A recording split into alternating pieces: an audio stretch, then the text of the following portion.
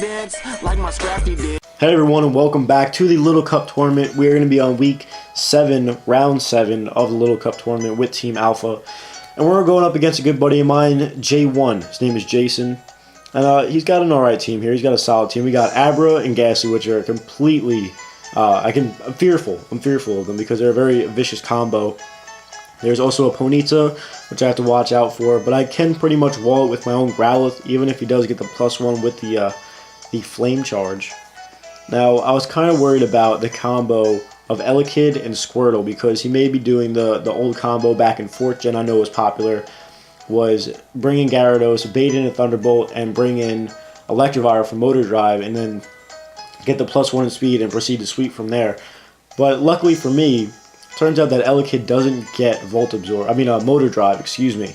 So that's good to know. And his final Pokemon is going to be Scraggy, just like us, as one of his main sweepers. But I'm not too worried about his team, because as long as the Ghastly and the Abra are not sashed, I can take them out with my own Ghastly. I can pretty much wall the Ponyta with my own Shrew and John Blaze. I will be able to stop the Elekid with Shrew. Also, if I get enough Dragon Dances out with Scrafty, I can sweep his whole team, as long as nothing is sashed. With the Squirtle, I'm not worried because I have Chinchou to wall that. And also the Scrafty, or the Scraggy, I have plenty of Intimidators to juggle around and keep that, not at a threatening level. So we're going to get right into these battles and show you guys what's up. Now, always good battles for Little Cup. This one may go to 3 battles as well. We still don't know, but we want to keep our undefeated streak happening. So he's actually going to come out straight as a threat. He's going to go off with his Scraggy. Now, I'm just going to go straight up for an Earthquake. Excuse me. And it does a big chunk. He's going to set up first turn. He's going to Dragon Dance. Now, for this battle, I actually ended up putting a Citrus Berry on Shrew. Because, to be completely honest, this battle, we usually battle out of order for the tournament. And this was actually my first battle of the tournament before I had Shinx as my designated lead. And before I knew that I had Berry Juice in my bag, honestly. So I'm going to end up living the Drain Punch by a little bit, going for an Earthquake, and taking out the Scraggy with getting my Citrus Berry to replenish a little bit of health. So that's his biggest sweeper, biggest threat out of the way so far. Now he's going to send out Abra, and I didn't understand why Abra was sitting on an air balloon. But regardless, it lets me know, A, that he's not sashed, so that means that my Ghastly can take him out easily. But he's going to be able to take out Shrew with a Psychic. Now I'm going to be able to come into Beamer here. Beamer's going to eat the hit up beautifully, go for a Scald. Unfortunately here, I actually get the burn, but it doesn't mean anything because it's going to be a Magic Guard Abra, as it should be. And I pop his balloon, so now he's going to have a little bit of a bad day. He's going to go back in his Pokeball, head back to J1, and Squirtle's going to come out now, predicting me to go for another Scald, knowing that he can eat it up. Now, a lot of people may not want to bring Squirtle in on a Chinchou. He may have thought that I was possibly Specs. He may have been trying to bait out the Thunderbolt here, which is a good play, but unfortunately for him, he does get the bait of the Thunderbolt, but that's not his ability. He doesn't get Motor Drive. I'm not sure what his ability is, actually, but he's going to go for Ice Punch. I'm going to absolutely eat that up. It's not very effective. Unfortunately for me, I'm frozen solid, but I do have Scald, which is going to melt the ice, so that is really nothing I'm too worried about. I will go for a Scald, and that is going to be able to take out the Elekid. And I know Elekid is extremely fast for Little Cup. I think he's, if not, excuse me, if not one of the fastest Pokemon in Little Cup.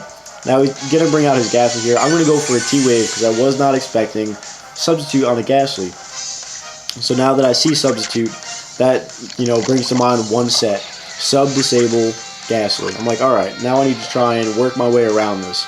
I need to try and break the sub and get him to come down and try and force him either A, to try and disable me, which I'm going to keep switching up my moves because I know that's going to be an option at some point. So I got to keep switching between Scald and Thunderbolt, which is good because nothing on his team is immune to either of those attacks if you want to switch out. So here's the disable. And now with this opportunity that his sub is not up, I will be able to switch up my moves, go for the Scald, and hopefully take him out. But he ends up living on just a little bit of health, just a little baby bit. So that's okay. I'm alright with that because now I am at revengeable range and he can't set up another sub, so he can end up taking me out. And the fact that he's so low, even after the black sludge, I will be able to take him out. But I end up living the sludge bomb. I mean, the shadow ball, excuse me, because I am especially defensively bulky with the Eviolite. So I live that, take him out with a skull, and then I go down. Now we're in a double down, and there's a Pokemon that I love to go to in a double down situation. It's going to be Jinkies. We're going into Shinx. He's going to go into Abra, because I like bringing this in. A, because if it's a physical attacker, I get the Intimidate off. If it's a special attacker, I can always Volt Switch. So what's going to happen here is I'm actually going to go for a Wild Charge. Remembering the rest of his team, nothing on his team really wants to take a Wild Charge from me, and I can outspeed it all because I do have my Choice Scarf. Now, he's going to bring in his Ponyta here, and I was like, alright, I'm okay with this, but instead of going straight for a Wild Charge, I'm going to switch out. I'm going to go into John Blaze, because I can A, get the Intimidate off, B, pretty much eat up his hits if he wants to go for Flame Charge. Actually shows me he has Incinerate here, but that's not really going to affect me too much. It's not going to do anything. And that's a crit. His crit did like 3 HP. Turns out he carries Wild Charge as well. That's not going to do anything, especially after the Intimidate. So I'm going to go for Close Combat. I'm okay with that because A, I'm eating up his hits, and B, it's going to do more than Wild Charge is going to do. So I'm just going to continue to go for that. Now, he's going to show me here that he has leftovers. And also, you know, not a lot of kids have the Eviolite yet, or, you know, access to more than one Eviolite. So there is a what's the word I'm looking for? A lot of items that are not accessible. So I'm going to go for a second Close Combat here, and I'm going to end up taking out the Ponyta, because that's what I'm here to do. That's what John Blaze is here to do, is here to sweep up the teams. Now he is going to be down to his last Pokemon, which is going to be a Squirtle. And unfortunately for him, I am going to be able to outspeed and go for the Wild Charge, and that is going to be more than enough to take out this little baby Squirtle. So the first game, we get some good information. We know that none of his Pokemon are Focus Sashed. We also know, well, let me switch over to the next game, that his Ghastly is not going to be Choice Scarfed or anything. So we're going to go right into the next game. Now, not wanting to deal with his, like, whatever. Alright, well, here's my lead. I end up leading off with John Blaze, because I wasn't too sure what he was going to want to lead off with. So I'm just going to go right into John Blaze, get an Intimidate off if I need it. Turns out he's going to lead off with Ghastly. Like, alright, we can deal with Ghastly, but I want to switch out, because I know that Toxic's coming, and I don't want to sub down and get Toxic stalled out, as, you know, I'm building up Recall with Flare Blitz. So I'm just going to go straight out into Beamer. So we get Beamer in there. He's going to sub. I know he's going to go for Toxic again. So I'm going to end up just going straight for a Scald, or possibly a Thunderbolt, whichever tickles my fancy in the way I enjoy. So what's going to happen is I'm going to go for a Scald here, break his sub, and see what he'd like to go into. Now, he's going to, let's see. First of all, we're going to break the sub. He's going to get a little bit more recovery for the Black Sludge. We're going to lose a little bit of health from the Toxic damage. Now, he's going to sub again. Now, I'll be honest, the first, like, 8 turns of this battle is pretty much me just switching up Thunderbolt, Scald, as he proceeds to go and just sub down, until I end up reaching a point where he can kill me off with a Shadow Ball. So that's pretty much the whole deal for the first turn of this. So I could have switched out, but I didn't want him to get a free sub up and then have to deal with that. And just, so I figured my best bet is I'm just going to stay in. I'm going to keep continuously going for Scalds. Honestly, I wish I could have sped this thing up. This is where a capture card would be very handy.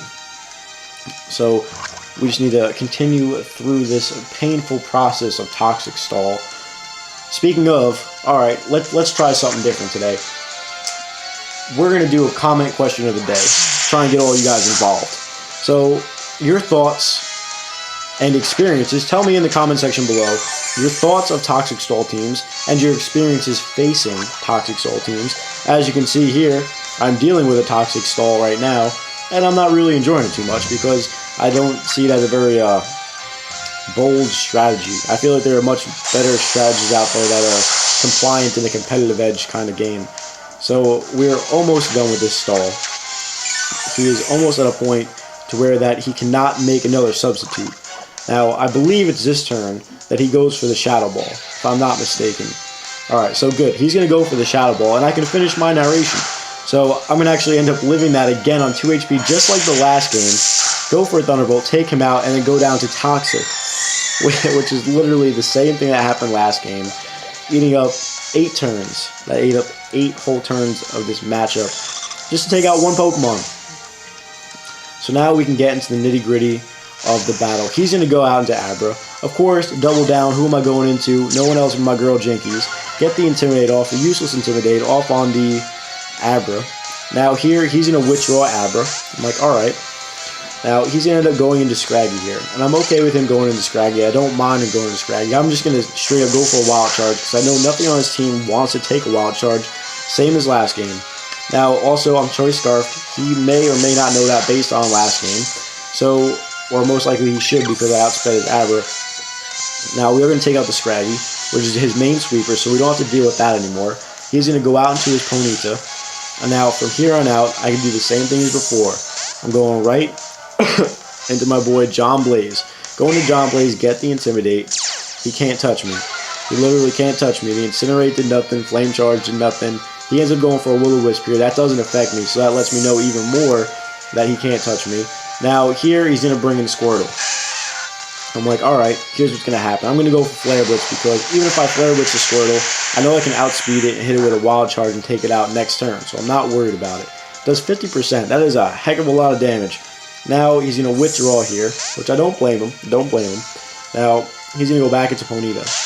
What I'm going to do here is I'm actually going to go for the Wild Charge, because I know his Ponyta still can't touch me. Wild Charge still does like about 50% to the Ponyta. So now he's kind of stuck in a pickle of what's going to happen. Now, here, I believe I end up going for the middle ground. Not going to sit here and play with Flare Blitz and Wild Charge. I'm just going to go straight for a close combat. Because why not? What's stopping me? Nothing wants to take a close combat, and if he wants to switch into something that's neither the Ponyta or the Squirtle, someone's going to eat a close combat. Nothing on his team wants to, and I can freely go for it because the Ghastly has been taken out. So, unfortunately, the Elekid gets the brunt of the blow. We're going to switch out John Blaze as the Abra comes in, and we're going to head right out into Shrew, so I know we can at least take a hit. Now, at this point, also, I didn't have the Berry Juice, so when he brings me down to this slow HP, the Citrus Berry is not going to bring me up to a high enough health where I'll be able to take another Psychic. So, unfortunately, Shrew is going to have to go down here. So, he's going to hit me with another Psychic. Shrew is going down, and now I get an option to see what I'd like to bring in here. Now, I figured looking at the rest of his team and seeing where his Pokemon are at, I should be able to go into Grimace here, and I can just clean up with Shadow Balls. So I'm going to Shadow Ball the Abra. I know that he can't live it. A, because I'm faster than him with my Scarf, and B, because he's not sashed. So that's going to go down. Next is going to be Squirtle. Squirtle is going to come in, and I'm feeling at that low amount of health, even though he does have good special defense, I thought I could take him out. He ends up living on just a little bit. He's going to go for a Water Pulse here. And I know I can live at least one hit. I am Ghastly, I'm frail, but I feel like I could live one hit. So I actually gets Confusion Hacks on top of that. I'm confused. I'm going to be able to go for another Shadow Ball and take out the Squirtle. And now he's going to be down to his very last Pokemon, which I believe is his Ponyta. So his Ponyta is going to come out here, and at that range of health, as long as I snap out of Confusion, which I do here, I snap out, go for a Shadow Ball, and that should be enough to take out the Ponyta from this range of health. So that's going to end up being the game, another 2-0. And ladies and gentlemen, we are still on our undefeated streak in the Little Cup tournament. So right now we have 2 battles left, Week 8 and Week 9. Very exciting.